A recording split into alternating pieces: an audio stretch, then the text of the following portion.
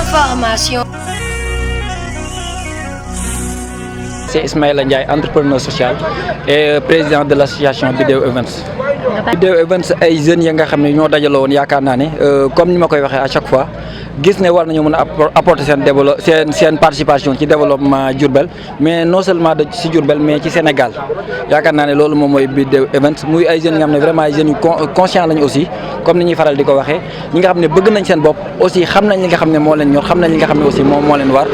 donc voilà ñuy jéem a xool lépp la nga xam ne maanaam lu am njëriñ la lu am solo la ci wàllu développement ñu koy def tàmbale ko nag wala gën ko fësal ci li nga xam ne moom mooy social donc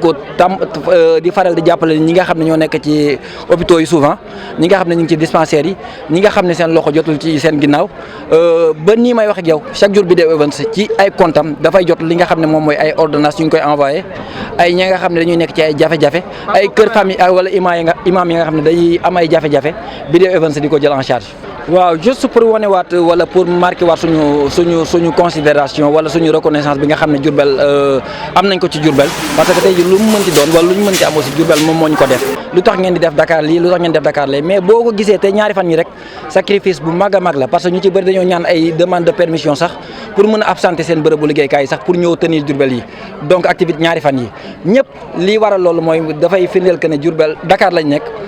suñu domaine d'activité fa lañ nekk man fa laay liggéeyee keneen ak keneen noonu la ñuy liggéeyee donc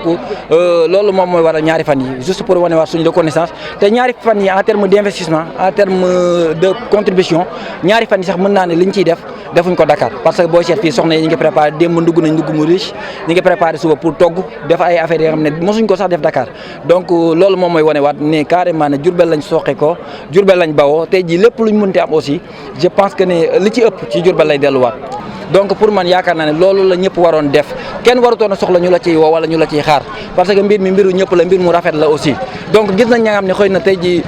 waroon nañ cee teewuñ ci ñun duñ leen ci mere dañuy jàpp ne xëy na seen degré de mentalité moom moo yem foofu noonu mais vraiment comme ni ma la koy waxee rek ñëpp dañoo gis ne mbir mi dafa rafet ñu ne nañ ñëw contribuer ci comme ni ma la ko waxee yow fermeture bi fekk na Dakar groupe Biddew bees ñu foon kenn woowul leen ci woon Leuz Diwane kenn woowu ko ci woon mais biñu gisee vraiment affaire bi impact bi mu am te day rassembler ay nit day regrouper ay nit day boole ay nit tey gis nga yaakaar naa firndeelaat nañ ko fii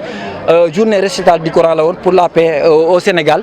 waxuma sax Diourbel parce que degré alxuraan ñëpp xam nañ ko fi nga koy jàng nii bul xam maanaam njëriñ la fan la mën a yem donc tey loolu marqué nañ ko fi juste pour wala ne maanaam c'est l'union qui fait en fait la force donc ci jàmm jooju la lépp xej ñun tëjul suñu buntu képp